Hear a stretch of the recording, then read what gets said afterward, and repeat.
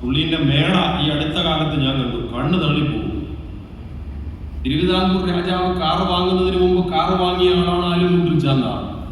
പക്ഷെ ആലുമുട്ടിൽ ചാന്നാർക്കൊരു ദുര്യോഗമുണ്ട്. ഈ കാറ് കൊണ്ട് അമ്പലപ്പുഴ അമ്പലത്തിനടുത്തൂടെ പോയാൽ ചാന്നാർ ഇറങ്ങി കിലോമീറ്റർ അപ്പുറത്തൂടെ നടന്നങ്ങ് വരണം. ഡ്രൈവർ ഈ വണ്ടിയിൽ ഓടിച്ച് അമ്പലത്തിന്റെ മുമ്പിലൂടെ പോകും. അതായിരുന്നു കേരളം. ഇതായിരുന്നു വൈക്കം ക്ഷേത്രത്തിന്റെ മുന്നിലെ അവസ്ഥ. സമരങ്ങൾ നമ്മൾ കേട്ടിട്ടുണ്ടല്ലോ. ഈ ആലുമൂട്ടിൽ ചാന്നാർ ജനിച്ചു നിർമ്മിച്ച മേടയിലേക്ക് ഒരു ദിവസം ഗുരു വന്നു. പക്ഷെ ചാന്നാർ ഗുരുവിനെ അപഹസിച്ച് പറഞ്ഞു വിട്ടു. പിന്നെ തിരിച്ചുപോയി മാപ്പ് പറഞ്ഞ് വിളിച്ചു കൂട്ടിക്കൊണ്ടുവന്ന് ഗുരുവിന്റെ മുന്നിൽ ആലുമൂട്ടിൽ ചാന്നാർ സാഷ്ടാംഗം നമസ്കരിച്ചു. ആ പ്രദേശത്ത് ഗുരു നടത്തിയ ഒരുപാട് പ്രവർത്തനങ്ങളുണ്ട്, ഒരുപാട് അനാചാരങ്ങൾ ഗുരു ആ മേടയിൽ തന്നെ അവസാനിപ്പിച്ചിട്ടുണ്ട്. ഈ ആലുമൂട്ടിൽ ചാന്നാർ നമുക്കിപ്പോ പ്രിയപ്പെട്ട ആളാണ്. അയാളുടെ പേരാണ് കാരണവർ. എവിടെ? മണിച്ചിത്രത്താഴിൽ കാരണവർ. ബാക്കിയൊക്കെ മധുമുട്ട അടിച്ചു കയറ്റിയ സാധനമാണ്. നർത്തകി, അപ്പുറത്ത് പാട്ടുകാരൻ, നകുലൻ. പക്ഷെ ചാന്നാർ കംപ്ലീറ്റ് കറക്റ്റാണ്. ഈ ചാന്നാറുടെ തറവാടായ മാടമ്പള്ളി തറവാട്ടിലെ ഭ്രാന്ത് ചികിത്സിക്കാൻ അതാ വരുന്നു ഡോക്ടർ സണ്ണി. ദാദാ സാഹേബ് ഫാൽക്കെ അവാർഡിലൂടെ നമ്മുടെ പ്രിയപ്പെട്ട മോഹൻലാൽ. ആ മോഹൻലാൽ ഒരു മലയാള കവിതയാണെന്ന് ഞാൻ പറയും.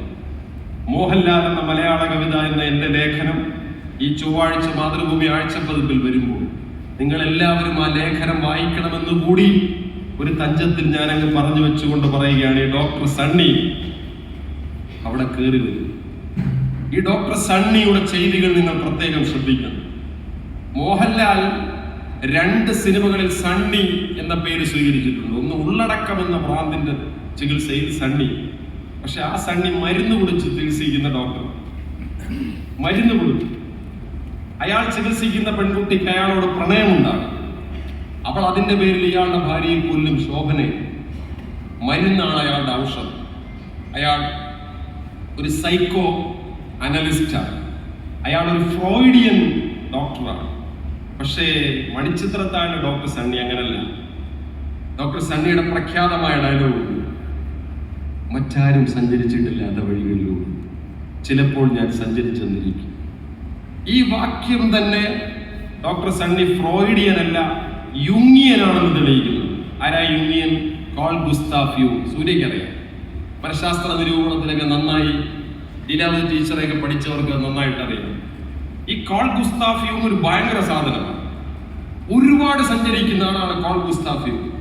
ഇത് ഡോക്ടർ സണ്ണിക്കുമുണ്ട്. ഒരു സൈക്കിൾ എടുത്ത് കിണ്ടിയെ പിടിച്ച് ഏവൂർ എന്ന് പറയുന്ന 70 കിലോമീറ്റർ അപ്പുറത്തുള്ള ഗ്രാമത്തിൽ പോയി ഗംഗയുടെ രോഗം കണ്ടുപിടിച്ചു.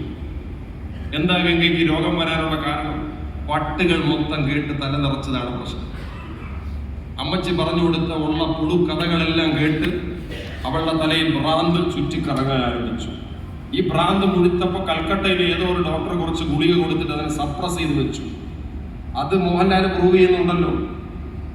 ഈ കാൾ ഗുസ്താഫ് യുങ് ഒരുപാട് സഞ്ചരിക്കും. ഇദ്ദേഹത്തിന്റെ ആത്മകഥാപരമായ ഒരു പുസ്തകമുണ്ട്, മെമ്മറീസ്, ഡ്രീംസ് ആൻഡ് റിഫ്ലക്ഷൻസ്. ഈ പുസ്തകത്തിൽ ഒരു രംഗം പറയും. യുങ് ഒരിക്കൽ പ്യൂബ്ലോ വംശജരുടെ ഇടയിലൂടെ ന്യൂ മെക്സിക്കോയിലൂടെ സഞ്ചരിക്കുന്നു. അപ്പൊ അവരുടെ